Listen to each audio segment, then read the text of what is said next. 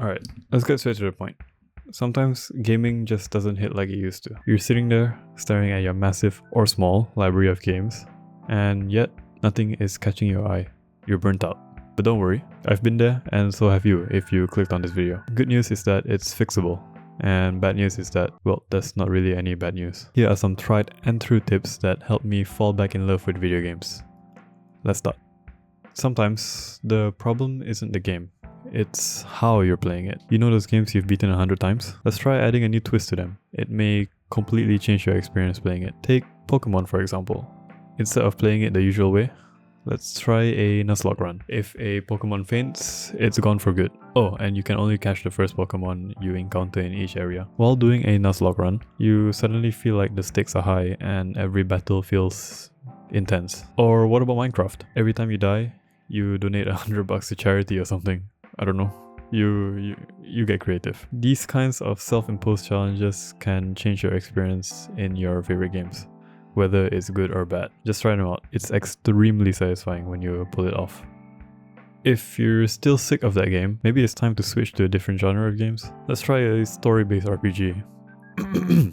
Oh my. Let's try a story-based RPG if you're so used to playing competitive FPS games. If you've been playing the same type of games for years, it's no wonder that you might start to feel burnt out. You're bound to hit a wall eventually. So get out of your comfort zone and explore something new. For me, I played a lot of shooters back when I got my first PC. From CSGO to Borderlands to whatever shooters are out there. But I started to feel tired from shooters, so I explored the world of JRPGs.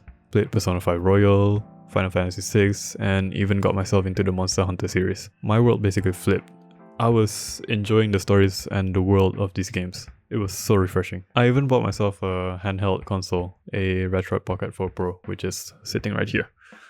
I'll show that off in like a B-roll or something, so I can play games while I'm on the go. So don't be afraid to switch genres. Oh, and don't forget about your backlog too. You know, that pile of games you bought every time there's a Steam sale. Yeah, there's probably some gold in there that you've totally overlooked. Download them, play them, and see what sticks with you. And if you have the money, but you're still not ready to commit to a genre change, go ahead and try some demos, or even subscribe to a service like the Xbox Game Pass. No risk, all reward.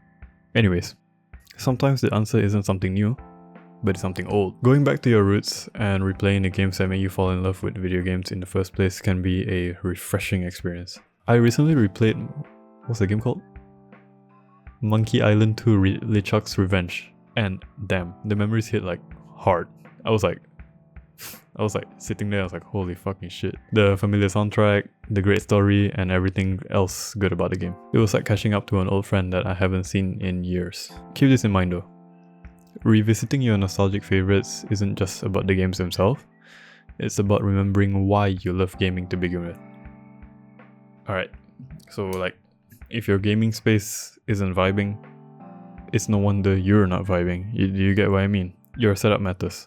So turning your gaming area into a cozy place can make a huge difference in how you enjoy your sessions. So here's the move. Snacks? Check. Cozy blanket? Check. Mood lighting? Check. Even small changes like better lighting or even throwing your phone away while you're playing games can transform your experience. And don't underestimate the power of good audio. Invest in a good pair of headphones or speakers. Personally, I collect headphones and like, yeah, it might be expensive, but it's worth it. I have a few pairs here.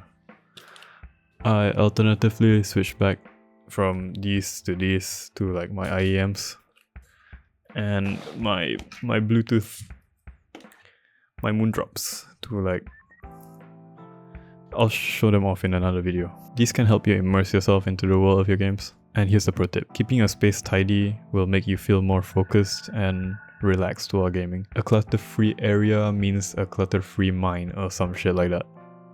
Alright, gaming solo is cool and all, it's one of my favorite things to do, but let's not forget how fun it can be if you play together with your friends. Even games that feel boring to play alone can become absolute bangers when you're playing with friends. I can't speak much about this because I don't really play games with my friends nowadays, but I can confirm that back when I was playing games with my friends, it's really fun. And you can get very cool or funny memories together.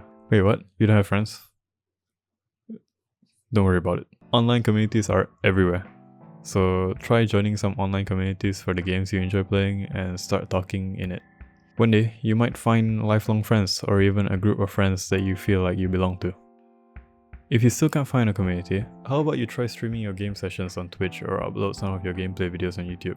I mean, that's kind of what I'm doing right now, but I don't know where it's gonna take me, so we'll just see, you know? This is definitely not for everyone, but hear me out. This might be the tip that changes your whole experience while playing games, and it adds a whole new dynamic to your sessions. Live streaming can make every moment feel like it matters. It's like having an audience cheering you on, even if you can't see them.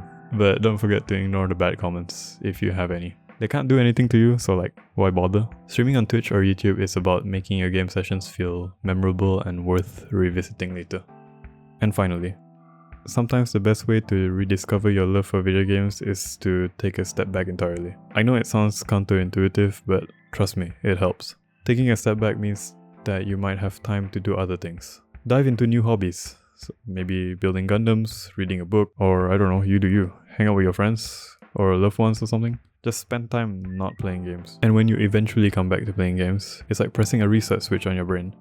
The excitement, the enjoyment, the stories, and the thrill, it will all come flooding back. As mentioned in another video of mine, video games are supposed to be fun, not stressful, so stop playing games when they feel like a chore. It's okay to take a step back and focus on other things for a while. The games aren't going anywhere.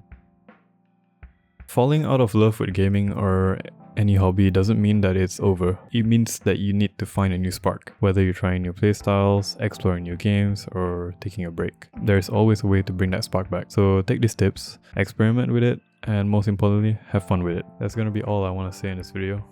Thank you so much for watching. Bye!